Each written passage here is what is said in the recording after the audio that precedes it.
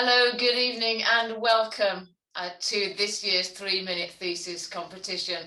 What a fantastic time we're going to have this evening, and what an amazing and taxing and kind of troubling in many ways year we've had. But we're going to put all that aside, and we're going to celebrate the really great research that our PhD students are doing here at the University of York. So, as you've just seen on the credits, wherever you are in the world, I hope you'll celebrate with us this evening, and I hope you will have a super time. Before I hand over to Kate Arnold, who is the Dean of our graduate school, let me tell you a little bit of housekeeping as it used to be known when we were in a physical space. But nonetheless, you will have a button at the bottom of your screen that says CC, live transcript. That will enable you to put on the transcripts and the subtitles if you'd like them. If they're already enabled for you and you don't like them, then you can turn them off as well. Sometimes they can be distracting. You can re-watch this evening. It will be available on YouTube in a matter of days. And so if you've enjoyed it or you missed parts and you want to watch it again, then you'll have that opportunity. Importantly, if you have Wi-Fi problems and suddenly you lose us, then you can rejoin with the original link. So don't panic, just find your original link from your ticket and you can rejoin with that. So without further ado, I'm going to hand over to Dr. Kate Arnold, who is Dean of our graduate school, and she will do the official welcome and tell you a little bit about this particularly fantastic event. Thank you, and over to Kate. Hello everyone. So welcome to the 9th 3-minute thesis competition here at the University of York, and it gives me great pleasure to welcome you all wherever you are in the world. So as Dean of York Graduate Research School, I have responsibility for the circa 2,400 postgraduate researchers here. And these postgraduate researchers here are really essential to the ongoing vitality of our research community. In what has been a very challenging year for everyone, our clever, curious and creative postgraduate researchers have just carried on doing cutting-edge research, and you will hear about some of that tonight. So the University of York, here we aim to attract and also to develop the next generation of leaders, of global leaders, not just in research, but across the whole spectrum. So from creativity and innovation to policy and business. And this desire for our graduates to go out and do public good in the world is one reason why we value not only the ability to do brilliant research, and that of course is really important, but also to communicate that to a non-specialist audience. Now that doesn't mean dumbing things down. It means making complex ideas accessible and intriguing and interesting to others. Communicating to different audiences, and let's be pragmatic, is really important for researchers because also it helps to demonstrate to you, the taxpayer, to politicians, to industry, that research makes a valuable contribution to our wider society and also to the economy, but also it can be entertaining, as you'll see today. So the 3-minute thesis competition, for those of you who don't know, was developed by the University of Queensland in Australia, which coincidentally is where I did my PhD many moons ago. And it's been such a success globally. And this success has led to the establishment of local and also national competitions in several countries. So today, 10 University of York research students have just 3 minutes to communicate their research and its impact to you, the audience, and also to our judging panel, which includes me. So I am now going to hand back to Karen to explain the rules of engagement. Over to you, Karen.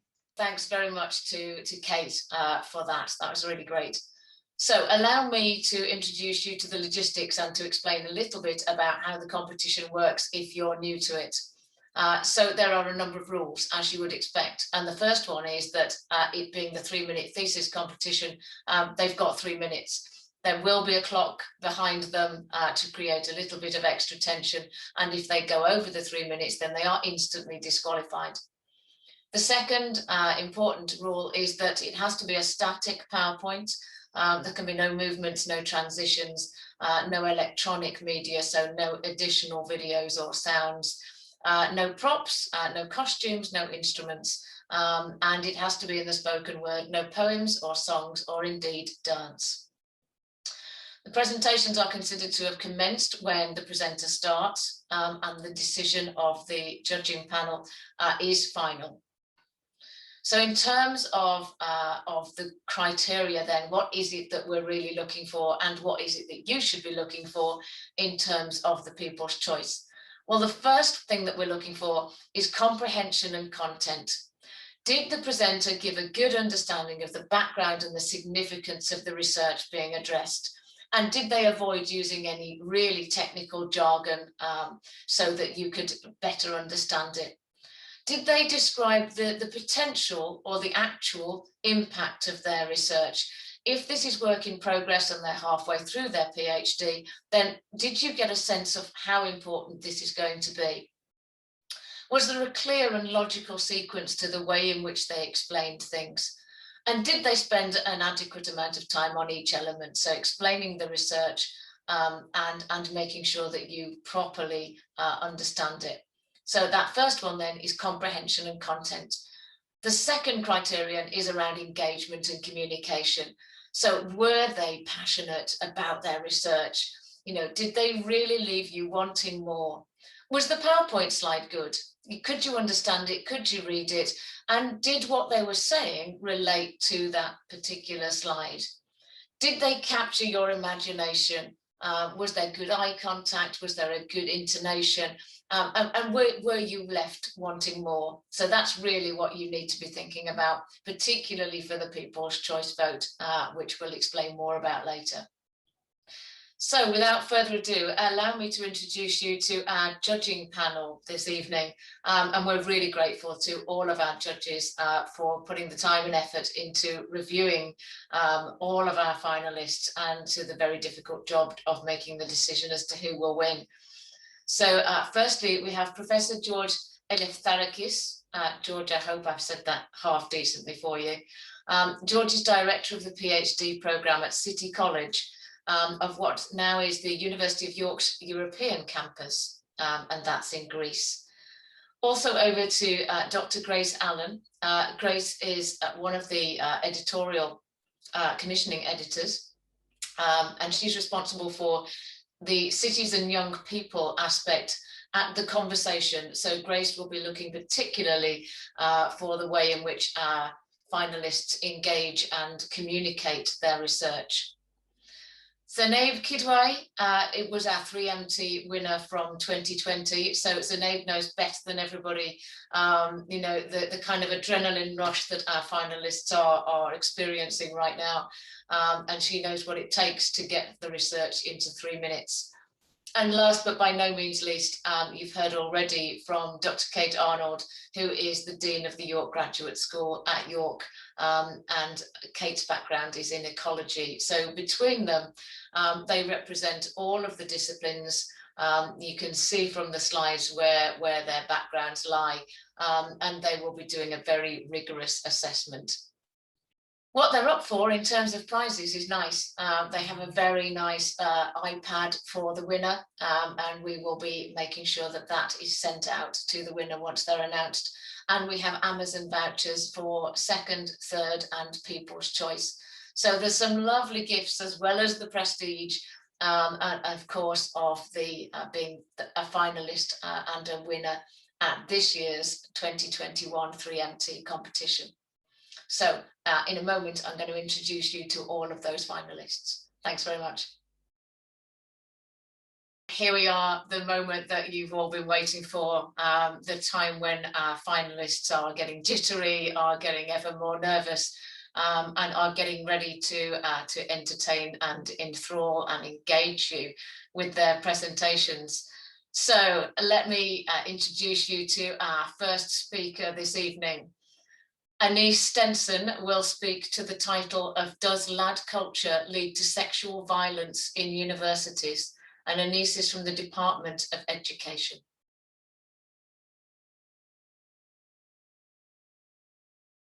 It's a typical Wednesday night in any UK university town.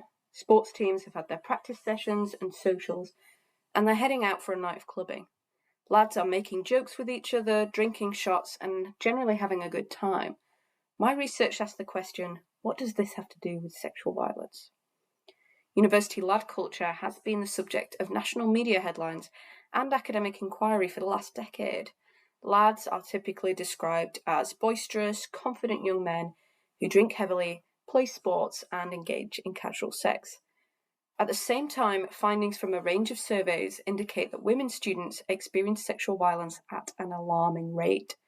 A recent survey from charity Revolt Sexual Assault estimated that as many as 1 in 2 women are assaulted during their time at university.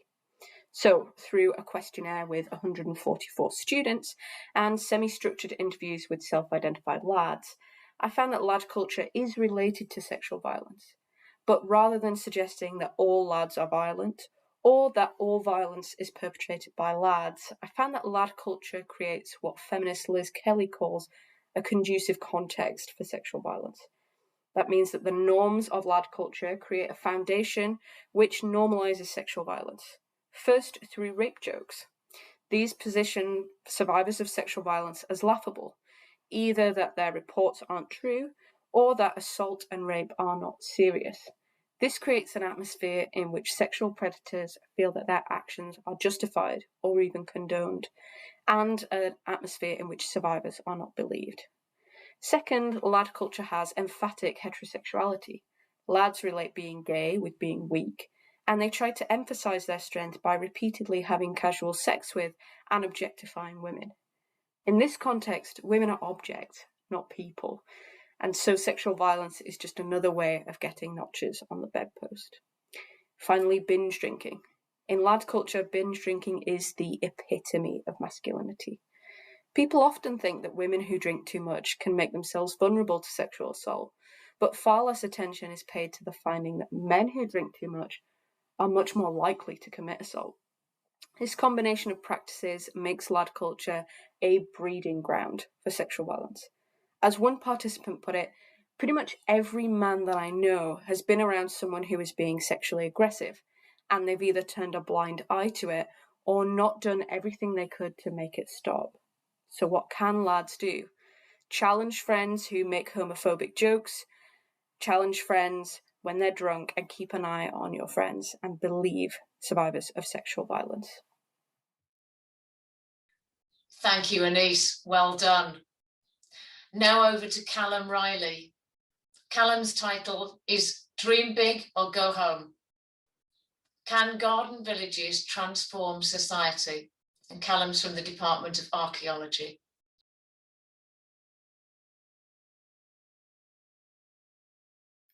Why do so many new housing schemes promise something like the image on top, when what we usually end up with is more like the image below?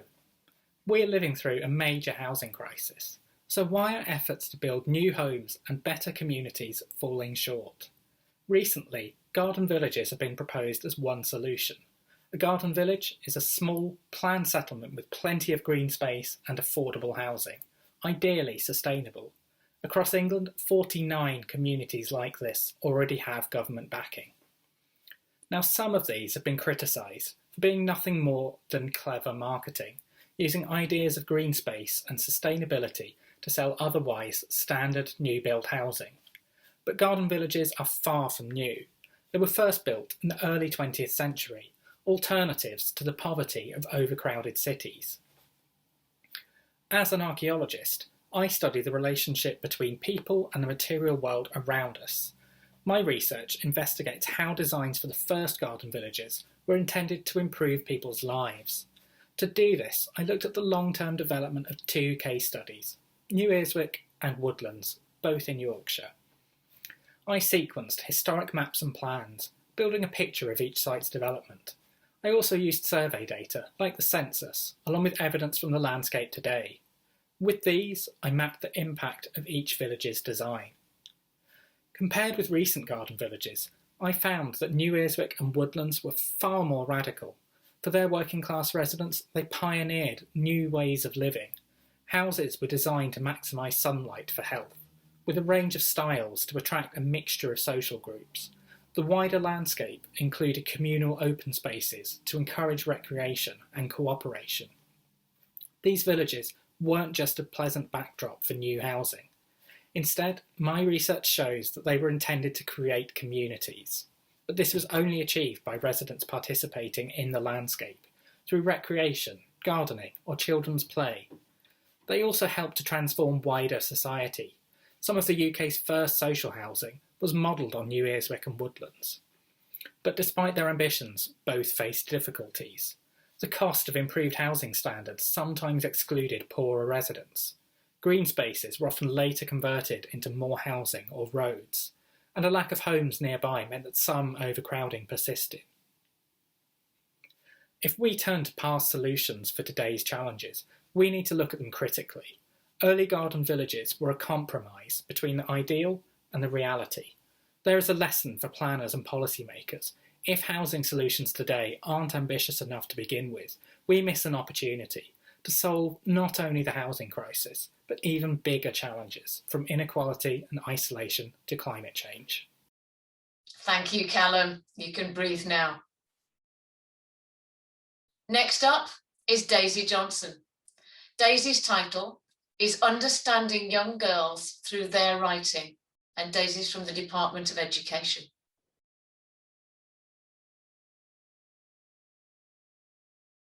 If I were to ask you to write me a story right now, what would you do?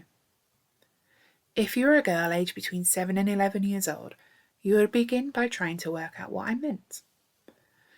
You'd think about the previous encounters that you'd had with me and the things that we talked about then. You would also see me as an adult or as a teacher in this situation. And so, because of the conventions of the classroom and education, things that you're very accustomed to at this point, you would know that the option of not writing something really doesn't exist. You are going to try and produce a piece of work. You'll also know that when I ask you to write a story, I expect something in that story to be personal from you. I will phrase it carefully, of course, and perhaps I won't even realise that's what I'm asking you for, but it is. This is a common theme within creative writing education, and again, you'll be more than familiar with it at this point. You'll know that this is what is expected of you. All of this will result in you writing a story that, as the research tells us, will probably not be the story that you want to write. You're going to write the story that you think I want to read. And I thought that the young girls writing the stories that they think we want to read, rather than the stories they want to tell, was a little bit weird. And so I decided to try and find a different way. I found a story called A Ghost Visits Her Old School, which was written by a young girl back in the 1940s, and I used that as the basis of a creative writing workshop with girls of a similar age today. The participants and I talked about that story, and I asked them to write something in response to it. The brief was open, they could have taken it anywhere, and indeed they did. One author wrote about a school in the middle of a pandemic, where the teachers wore face shields and the ghost wonders if she's arrived on some kind of ninja day, whilst another author spoke about the technological advances, naming things that are presumably going to be in all of our futures, such as the iPhone 36, and another author mentioned a teacher, despite being 100 years old in her day, was still somehow surviving to teach the next generation, despite being very old. These stories are documents of what it means to be a girl, and they tell us what it means to figure out your identity in a complex and ever-changing world. I think it's important to understand such stories because they help us to understand girls, and they position the people who are experiencing and living that on a daily basis as the experts on the topic. Essentially, my research is trying to figure out how to put the her back in authorship. But perhaps most importantly of all, thinking about the creative writing of young girls as an act of identity and respecting the boundaries and nature of that act, facilitating situations for them to tell stories in, it can help us to find ways to support girls in telling the stories that they want to tell, rather than the stories that they think we want to hear. Daisy, thank you very much. So, On to our next finalist then, and I'm handing over to Joanna Greenman.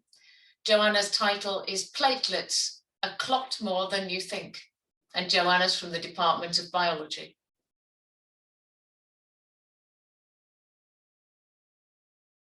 Do you remember a time when you fell and cut your hand or banged your elbow and got a massive bruise? Why did you not end up bleeding everywhere? This is thanks to platelets in your blood.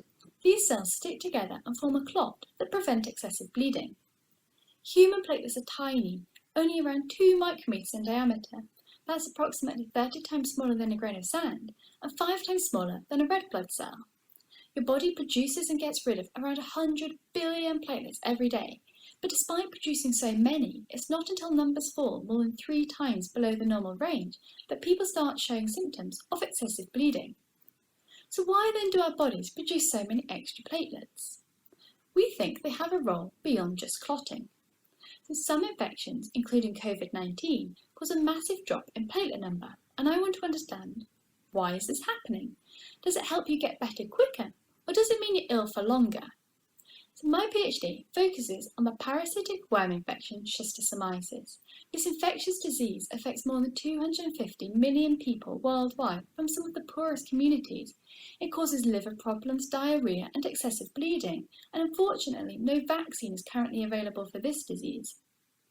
To explore the role of platelets in schistosomiasis, I fluorescently labelled different immune cells. So these are cells that normally help to fight infection, as well as platelets, both of which have been exposed to parasites in the blood. I then explore how immune cells and platelets interact together based on their specific colour label. And I found that immune cells are breaking down platelets more quickly during infection, contributing to the low platelet count. But unexpectedly, I've also discovered that platelets appear to be sticking to the surface of immune cells during infection too, as you can see on the slide. But why might platelets be sticking to immune cells? So cells in our body communicate with each other. When 2 cells are close together, communication is better.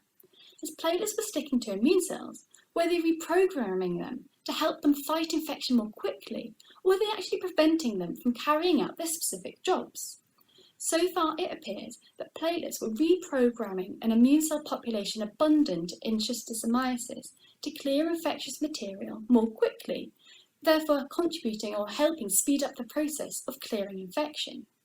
So this leaves exciting questions. Can we identify the specific mechanisms by which platelets are reprogramming immune cells? If this is beneficial for infection, can we boost or mimic these signals with drugs? And are platelet immune cell interactions specific to schistosomiasis, or do they play an important role in other diseases too, and could this be a way to treat them? So platelets may be small, but they have a big effect. In fact, it may be a clot more than we think. Joanna, thank you very much. Next up is Kate Mooney. Kate's title is Unequal Memories. Is learning a matter of social circumstance? And Kate's from the Department of Health Sciences.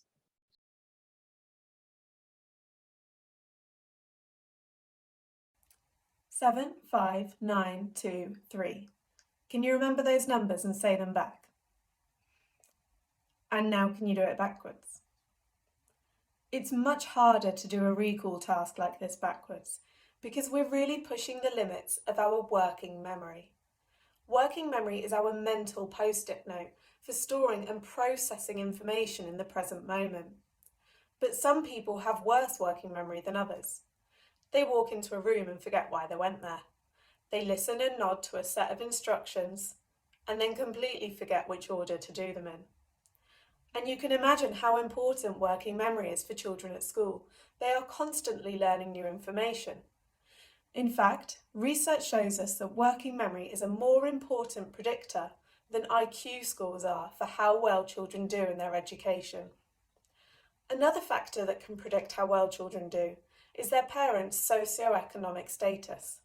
Socioeconomic status encompasses a family's income, education, and occupations, and we know that children with lower socioeconomic status tend to do worse at school. So in my PhD, I ask the following question: is socioeconomic status associated with differences in working memory? I used data from this amazing study that is following the lives of 13,000 children from birth. Just before the children were born, their mums filled out a detailed questionnaire about their socioeconomic status. When the children were aged 8 years old, they completed a set of working memory tasks, much like the example I showed you at the start. My analysis found that being born into the most socioeconomically deprived family meant that children had much worse working memory scores. In fact, their average scores were 18 months behind their more advantaged classmates. So, is children's learning a matter of social circumstance? My research shows us that it is. These children are struggling to learn new information and follow their teachers' instructions. They might be judged as being disinterested or easily distracted, and this is likely to explain why they tend to do worse at school. In my next study, I'll examine which aspects of socioeconomic circumstance are most important for children's working memory. Is it access to home learning resources, or are extracurricular activities more important? My research has implications for identifying children in the school who may benefit from aids to alleviate the loads on their working memories. But beyond that, my research shows us that if we want all children to have the capability to achieve what they want to in school, we must reduce socioeconomic inequalities in childhood. Kate, super job. Thank you very much. Now we're going to hear from Laura Cowell. Laura's title is The Recipe for Making Muscle, and Laura's from the Department of Biology.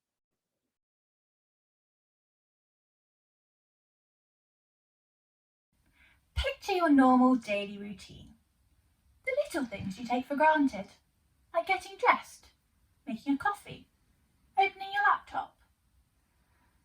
Muscle-wasting diseases, like muscular dystrophy, can make even these simple tasks a struggle.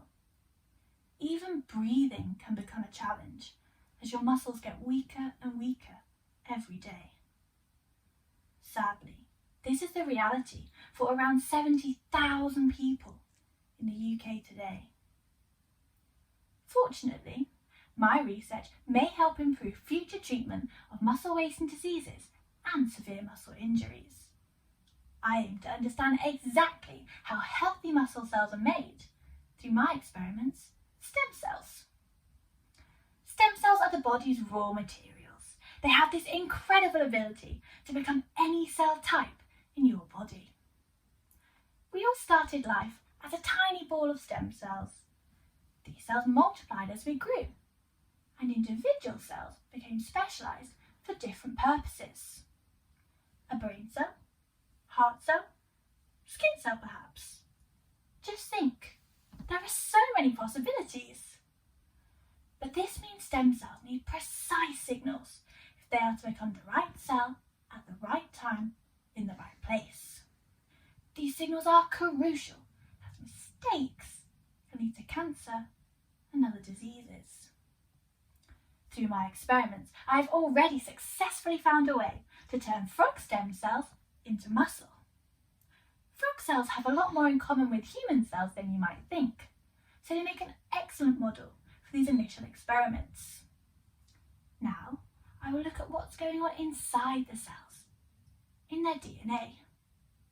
You can think of DNA like a recipe book, containing instructions for how to make every type of cell in your body. During development, all the ingredients are already there, and each cell follows specific recipe instructions to become a certain cell type. Once cells have matured into different types, the recipe book is closed and can no longer be used. But if we knew the recipe for making muscle, we could use this knowledge to develop effective treatments for use in later life.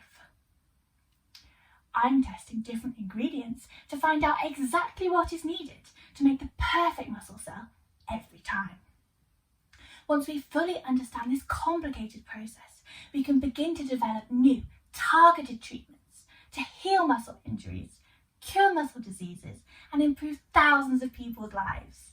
Thank you. Laura, thank you so much. Good effort.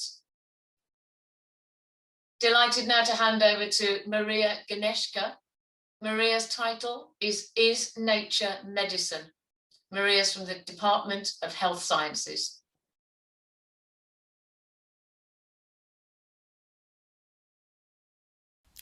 What does looking at these pictures make you feel? Do you feel like you want to get on your bike and go out for a ride? Maybe you feel excited to call up a friend for a walk and a chat. Or maybe you just feel calm and relaxed, and perhaps a little bit jealous that you're here on your computer screen and not outdoors. If these pictures made you feel anything, it means that nature has some effect on you and your behaviours. And that is completely normal. We live in a complex and inseparable relationship with nature. And certain aspects of it, like the green vegetation pictured here, provide aesthetic spaces where we could do more outdoor physical activity, socialise with our friends, and relax, away from the noise and air pollution of the city and our daily lives. And theories have proposed that doing these things often and long enough can actually have a positive impact on our mental and physical health. And this is particularly important to study because despite the recent COVID-19 pandemic, for the past 5 decades we have actually seen an increase in diseases that are not transmitted from person to person. You've probably heard of some like cancer, heart disease and diabetes, but they can even be mental health problems like depression and anxiety. Once acquired, these stay present in a person for long periods of time and are usually difficult to treat and manage. Medication and lifestyle changes are often used, but the problems with taking medication is that it has some very unpleasant side effects and requires careful monitoring from health professionals, which can be costly. But if we know how and why certain aspects of nature affect our health, then we can use these already available resources to design programs that encourage healthier lifestyles. We can then target these at people who are at risk or already suffering from certain conditions. If nature can be proven medicine for some, then that frees health resources for others. My project summarised the research that has tested whether nature affects our health, and my results were somewhat underwhelming, as I found that for the majority of cases, nature has no effect on our mental or physical health. But I also discovered something else.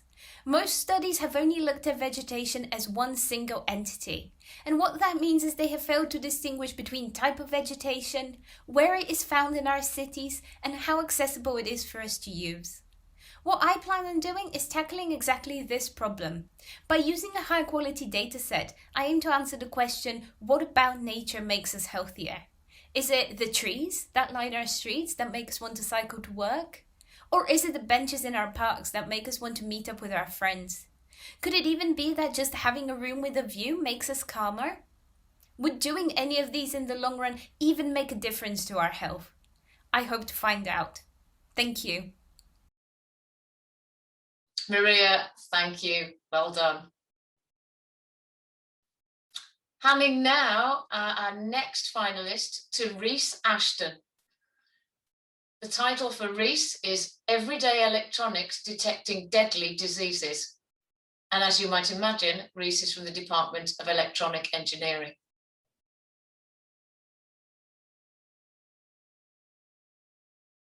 Imagine the consequence of having a COVID-19 infection and passing it on to vulnerable friends or family. That isn't an issue though, right? As when you saw them recently, you didn't have any symptoms and you got one of those rapid paper-based tests being used across the country, like here at the university. Well, those rapid tests can miss more than half of infections when there are no symptoms, potentially leading to unthinkable consequences. These pregnancy-like tests can provide a result in under 30 minutes, but do so at the expense of reliability and accuracy. There are other gold standard methods that are very reliable. However, obtaining a result is slow as the samples require transport to a well-equipped laboratory. This delay makes it difficult to use these types of tests as part of our daily lives. COVID-19 is just one example of a deadly disease caused by a pathogen, or a disease-causing organism. The pandemic has highlighted our flawed ability to perform widespread and rapid testing for all pathogens. My research aims to develop a new sensor that combines the reliability and accuracy of gold standard methods with the speed, simplicity and low cost of paper-based tests. My sensors are made of circuit boards and silicon chips, as seen on my slide. These are the same electronic components at the heart of your everyday gadgets. Because they are so widely used, they can be created at incredibly large scales and for very little cost, essential when testing a whole population. Additionally, these can be automated, letting you get a result at a GP or even at home. My research combines these electronic circuits with a powerful process known as LAMP. This allows us to target any specific pathogen by looking for the DNA or RNA that solely identifies it, and rapidly create lots of copies in under 30 minutes. As the amount of DNA increases, the sample on top of my sensor becomes more acidic. Unlike in your gadgets, my circuits are coated in a material that is sensitive to this change in acidity. This extra coating changes how electricity flows through my sensor, allowing us to determine if, and equally importantly, how much of the pathogen was originally present. Imagine a COVID-19 test that could be performed locally and at low cost, while providing the accuracy you need to protect your loved ones. No current testing method combines all of these most essential features, whereas the test I'm developing has the potential to do just that, and the flexibility to do so much more. It could help detect contaminated drinking water or those infected with malaria in low-income countries. Imagine a world where we can help improve people's lives by fulfilling the potential of testing for contaminants and deadly diseases using everyday electronics. Rhys, thank you very much. Coming towards our penultimate now, finalist, with great pleasure handing over to Taryn Bell. Taryn's title is The Comfort of Things, and Taryn's from the Department of Archaeology.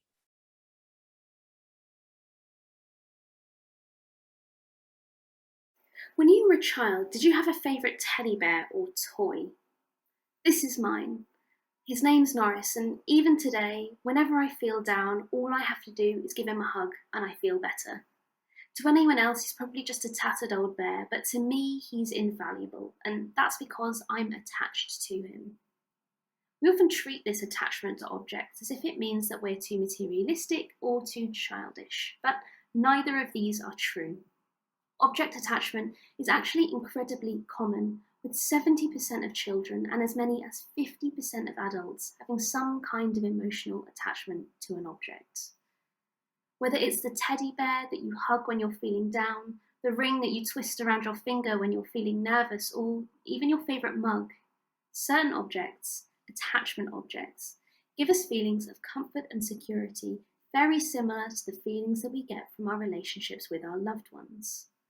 Yet there's very little research into object attachment, so we don't understand it very well. And this is where my PhD comes in. I've surveyed and interviewed over 500 people about the objects they love, and I've studied museum collections of dozens of dolls and toys in order to answer questions about why we become attached to objects, why these objects are so important, and what effects these objects have. And what I found is that we most often use attachment objects when times are tough. So if you're going through change, if you're feeling insecure, or if you're just having a hard time right now, you are far more likely to use an attachment object. Not only that, I've also found that the reason these objects tend to be so effective is that they're often a reminder of important people, places, or events. So something seemingly mundane like a stone you found on a beach years ago may actually act as a powerful reminder of the day you spent there with your family and the love that you feel for them.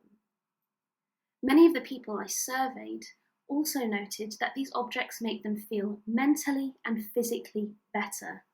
Attachment objects are powerful. They can make us more confident, less stressed, and even less likely to get ill.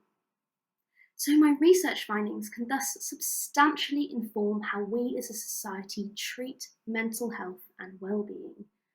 They can shape how we use objects in both therapeutic and everyday contexts to support our innate need for social and emotional connection. In doing so, they also remind us that our need for these objects isn't materialistic or childish, but a core part of what makes us human. So, The next time you're feeling a bit low, why not try giving that old teddy bear a hug? It might work better than you think. Taryn, thank you very much. Last and by no means least, our finalist up is Theo Issett. Theo's title is The Smell of Cells, and Theo's from the Department of Biology.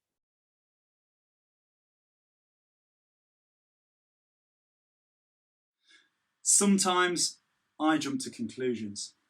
When I feel just a tiny bit sick, I might worry that it's some terrible incurable disease, or that tickle on the back of my throat is COVID. But how do I know that the symptoms that I have, after looking them up on the internet late at night, are not in fact cancer or heart disease? Well, there's no better way to stop a disease than to catch it early. And that's why you might go for a blood test, a lateral flow test, or even an MRI. But what if there was a way to test your health without a needle, a swab to the back of the throat, or a very, very expensive machine? Well, the answer could be in your breath. You may have heard of people able to smell diseases such as Parkinson's, or even dogs that can smell cancer. Well, it's these smells that are made up of a mixture of gases that provide a specific disease signature. These gases are released in their thousands in your breath and can give us information about what is happening in every cell of your body. But for many diseases, the gases and smells that are released and can be detected in the breath are not yet known. And so we have to go right back to the level of the cell to know what to look for when your cells get sick. My PhD research looks at the gases released by cancer cells so that we can test the breath of patients to look for signs of disease. In the body, it would go something like this. A cell changes because of stress or disease. It releases different gases, which then move around the body and can ultimately be found in the breath.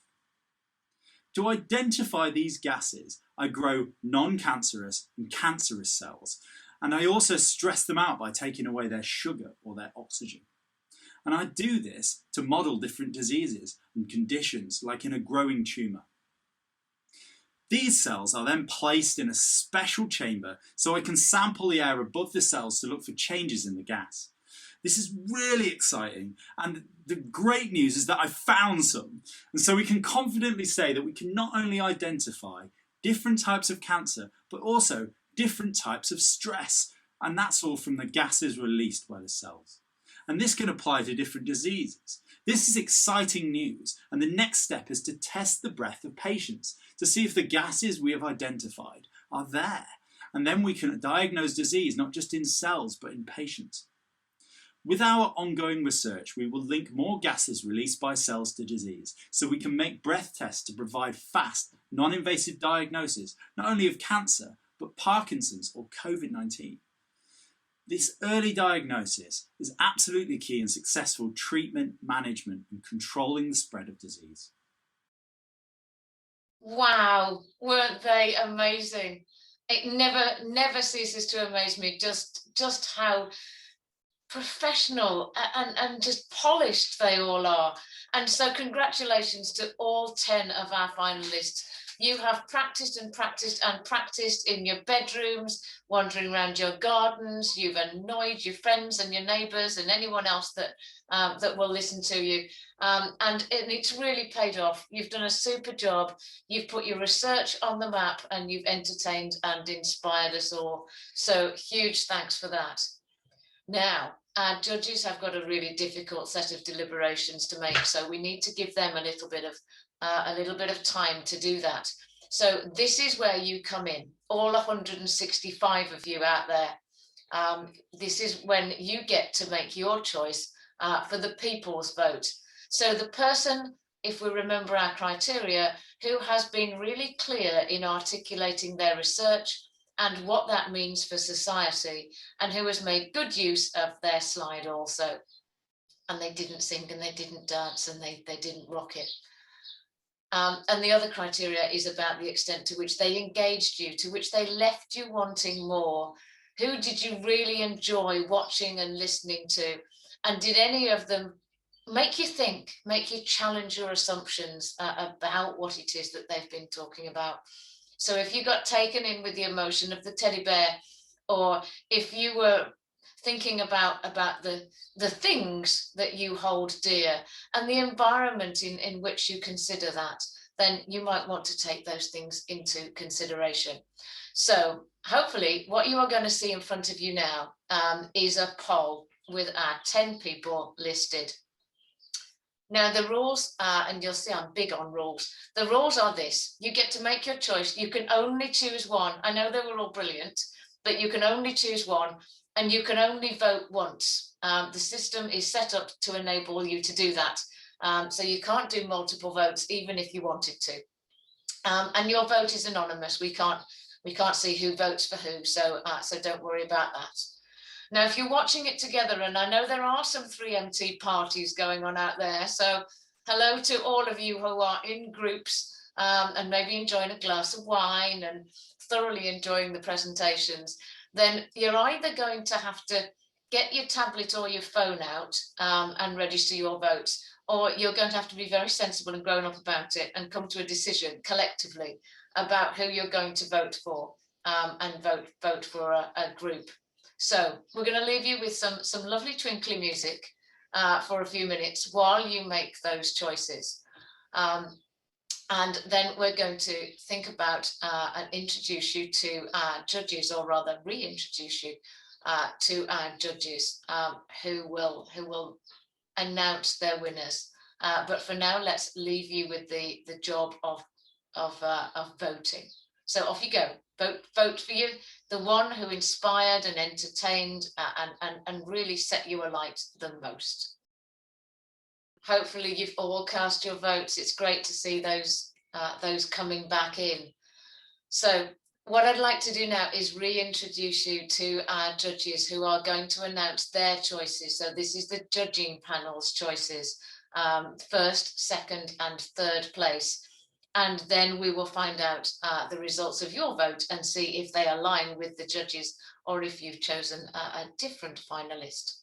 So I'm going to hand you over to Grace from The Conversation, who's going to announce third place winner.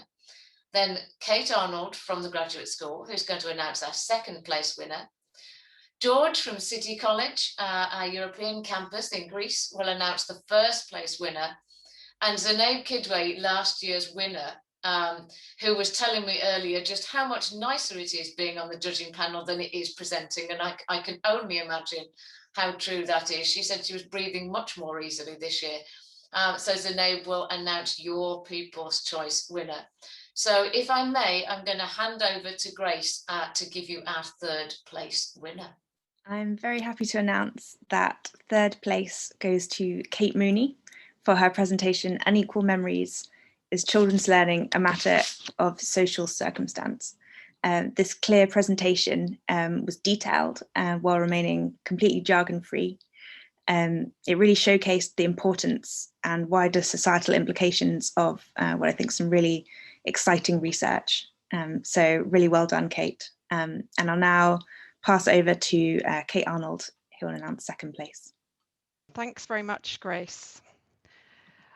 So congratulations to all of our finalists, and I've just had such a fantastic time this evening. I've really enjoyed their presentations, and it's my honour to announce second place. So drum roll please. In second place is, and I'm opening my gold envelope, Laura Cowell from the biology department with the recipe for making muscle. Congratulations, well done, Laura. Well, what can I say? What a fantastic communicator and storyteller. So expressive, very, very expressive, and so engaging. I was gripped from the start. I thinking, how could I cope if my muscles didn't function properly? I really empathized and I felt emotionally connected to the story, and I wanted to know more. And Laura gave us a really good mix of science, explaining how stem cells work and details about what she did without getting technical, And she clearly told us the wider impact and the wider implications of our work, not just for society, but for individuals, and why that was her work so important. So well done, Laura. And I'm now handing over to George from City College in Greece to announce first place. Thank you, Kate. I believe that all of them were winners today, but we have one winner. So the winner is, the Oscar goes to, but no, different competition. The winner is Theo Isit. So congratulations, Theo. What can I say about Theo? Okay, he managed to have a steady, well-structured and very relaxed narration, presenting a clear motivation, well-suited for the general public, explaining his research aims and objectives and allowing to identify the research output and potential impact with lots of passion and enthusiasm. Great research, well done, Theo. But Thank the you. most important, hi Theo, it's nice to have you here. Congratulations, amazing presentation. Thanks. Yeah, thank you very much. I'm quite astounded. Everyone was brilliant. So yeah, I'm quite surprised. Theo, many of my students, you know, in the beginning when I'm asking them to take part in the 3-minute thesis, they say, no, it's too much, why to do that? Would you advise young researchers to go for a 3-minute thesis? What was the experience that you gained through that? Apart from the award and the iPad, Rob? Yes.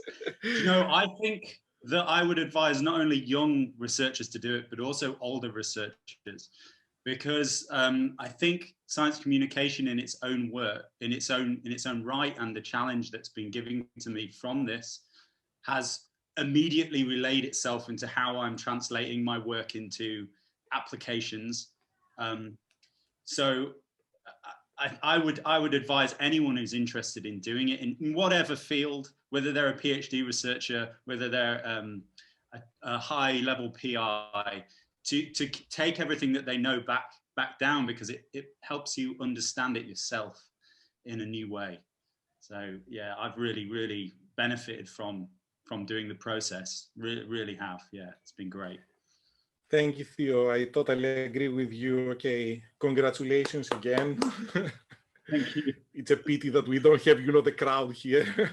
Yeah. Let's see though, okay, if the people if the people agree, okay, with the judges, or they have a different opinion. So I hand over to Zainab to announce the People's Award now. Thanks a lot, George, and congratulations to all the finalists, and especially the 3 winners. Now, on to the final award of the evening. Ladies and gentlemen, I have the results of the audience poll. And the 3-minute thesis People's Choice Award 2021 goes to, no surprises there, Theo Isit. Congratulations, Theo. Good you were online. Thank you. I think that's brilliant. Cheers. 2 awards in one evening. How does it feel? I think that one is really important, because it feels fantastic. But it really helped. It really helps show that I actually have been able to translate and be able to tell people about my research and how excited I am about it. And if other people are as well, I hope that we can really do some good. And so, yeah, it's really great. Thanks. Absolutely. And is there anything you want to say to the members of the audience, to people watching back home? Thank you. I think that if you're really interested in research, and I've taken a rather detoured journey in my life to leave research and then to come back, because I've had a passion about what I do. So if anyone's watching who is excited about science and excited about or any research, even if it's art or even if it's academic or not, if you're excited about and passionate about something, there's no age that you're too late to keep doing it. And I'd encourage anybody to try a 3-minute thesis, whatever they're doing. So thank you. Brilliantly put, Theo. No doubt no wonder you're the People's Choice and first award winner. And just to wrap things up, not putting you on spot here, but if you could summarize the 3-minute thesis competition in just 3 words, what would those be? Fast, tricky, and rewarding. Thank you, ladies and gentlemen, that still is it. And finally, going back to our host of the evening, Karen. Fast, tricky and rewarding. You heard it there. Congratulations, Theo, and all of our finalists. You have done a great job, and George said it himself. You know, you're all winners this evening. It might sound contrived, but you've put so much work into really communicating this in an exciting and inspiring way. And I was taken with what Theo said just then about making a difference. And that's what you guys do. You know, day in, day out, you try and solve problems and you narrate stories that will speak to people and will enable us to understand the world better and to move on. And my goodness, do we need that right now? I think the last 15 months has really taught us that we need science, we need art, we need social science. We need to better understand the way that the world works and the way that we operate within it. And you have done that so eloquently and with such passion and enthusiasm this evening. Our hats go off to you. And thank you to you and all of the researchers that do this. We desperately need you, and we are truly, truly grateful. So thank you all for that. Thank you also to our fantastic judges, to George, to Kate, to Grace and to Zainab. You've been absolutely superb. You have put the time and the effort in. You've been reviewing. It wasn't an easy choice by any means because of the quality and the standard this year. And thank you from the bottom of our hearts. We genuinely couldn't do this without you. So thank you. And thank you to our fantastic audience. It's not the same as all being together, but we know you're there. And we really hope that you've enjoyed it and you've been inspired and engaged throughout. So thank you so much to you all. You can watch this. It will be on YouTube very, very shortly. And the rest of the fantastic Festival of Ideas, the Festival of Ideas is just one of those fantastic events that brings together so many different people, so many different ideas. It challenges, it provokes, it entertains, it amuses, and it comforts. It does so many things. So if you've not taken advantage of some of the other great events as part of the festival, please have a look at the website and log on and check that out. And so I'm going to leave you. We're earlier than we anticipated. We didn't know how long this would take, but please go and fill your glass or your cup with whatever you would like. Be celebratory, be inspired, stay safe, and please tune in again next year. We've loved having you with us. So from everybody at the University of York, part of the 3MT, the York Graduate School, and the Festival of Ideas team, thank you enormously and good night for now. Bye-bye.